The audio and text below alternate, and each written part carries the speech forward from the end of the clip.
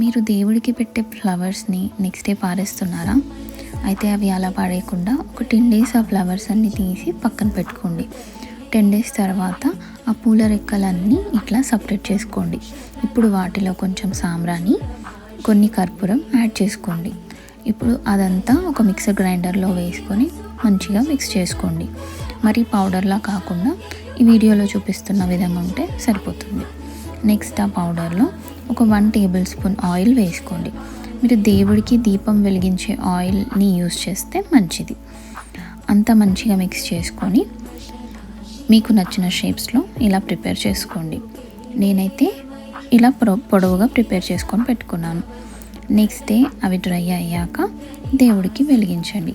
ఇవి ఒక 10 డేస్ ఈజీగా మీకు వస్తాయి. అంతే, సింపుల్గా తక్కువ టైంలో మీకు ధూప్ స్టిక్స్ రెడీ అయిపోతాయి.